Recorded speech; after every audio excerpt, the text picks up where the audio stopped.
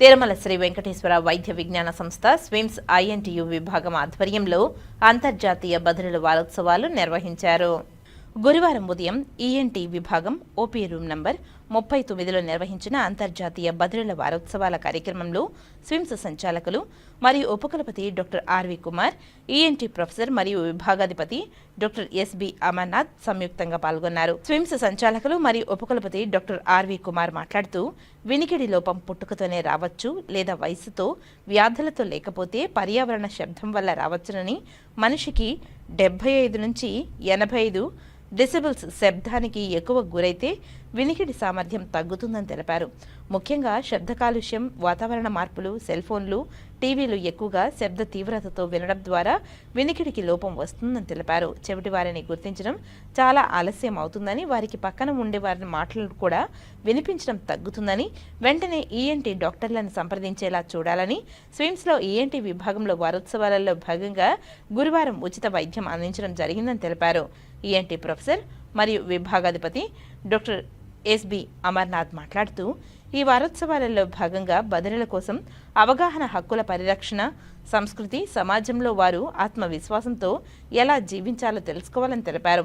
వినికిడి లోపం అధికంగా ఉండడం వల్ల, వాహనాలలో వెళ్లేటప్పుడు వినిపించకపోవడం వల్ల ప్రమాదాలు జరిగే అవకాశం ఎక్కువగా ఉంటుందని, ఇటువంటి వారు డాక్టర్లను సంప్రదించి కొన్ని రకాల మందులు, వినికిడి పరికరాల ద్వారా నయం చేసుకునే అవకాశం ఉంటుందని తెలిపారు. పుట్టిన పిల్లలకు 6 నెలల్లోపు వినికిడి పరీక్ష చేయించడం తప్పనిసరి అని తెలిపారు. వృద్ధులు, డయాబెటీస్, హై BP ఉన్నవారు తరచూ చెవి పరీక్షలు చేసుకోవాలని, వినికిడి లోపం ఉన్నవారికి హియరింగ్ ఎయిడ్స్, కోక్లియర్ ఇంప్లాంట్స్ వంటి ఆధునిక చికిత్సలు అందుబాటులో ఉన్నాయని తెలిపారు.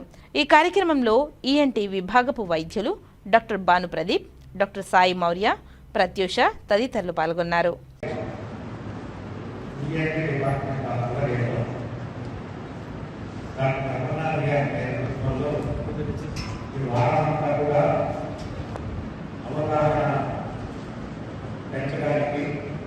టెస్టింగ్ చేయడానికి ఉచితంగా ఈ శిబిరం ఏర్పాటు చేయడం జరిగింది.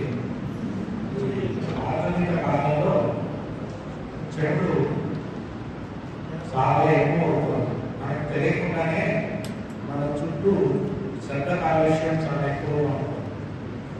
కొంత వాతావరణం వల్ల వచ్చిన శబ్ద కాలుష్యం అయితే మరి కొంత సెల్ ఫోన్లు, టీవీల ద్వారా మన చెట్టుకి కారణమవుతుంది. ఇది గుర్తుపట్టడం అనేది చాలా ముఖ్యం. మరి ముఖ్యంగా చిన్నపిల్లలు పట్టకపోయినట్లయితే వాళ్ళ పెరుగుదల, తర్వాత అలాగే తెలివితేటలు, తర్వాత చదువుతున్న పేరు ఇవన్నీ కూడా తీవ్రంగా దెబ్బతింటాయి. అందువల్ల పుట్టిన పిల్లలకి వెంటనే ఒకసారి ఈ చెవులు ఉందా లేదా పరీక్ష చేయించడం, అలాగే స్కూల్లో చేసినప్పుడు పీరియాడిక్గా చేయించడం అనేది చాలా ముఖ్యమైనటువంటి అంశం.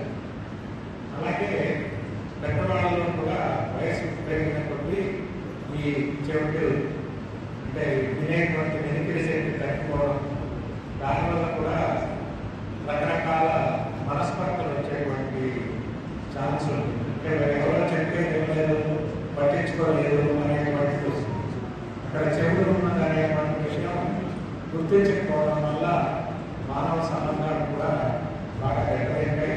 అలాగే ఎవరైనా డ్రైవ్ చేస్తుంటే కూడా పక్కన అన్ని కూడా నానకపోతున్నాయి, ఇంకోటి వినకపోతే అది ప్రమాదాలకు గురై ప్రాణం కూడా పోయేటువంటి పరిస్థితి ఏర్పడుతుంది. ఇప్పుడు ఈ అవగాహన శిబిరంలో ఈ వినికిడి సమస్యలు ఏమన్నా సరే పరీక్ష చేసి వీలైతే మందులతోటి, కొన్ని రకాల ఇన్ఫెక్షన్లతో వస్తే మందులతో తగ్గించు, కొన్నిటికి ఆపరేషన్లు అవసరం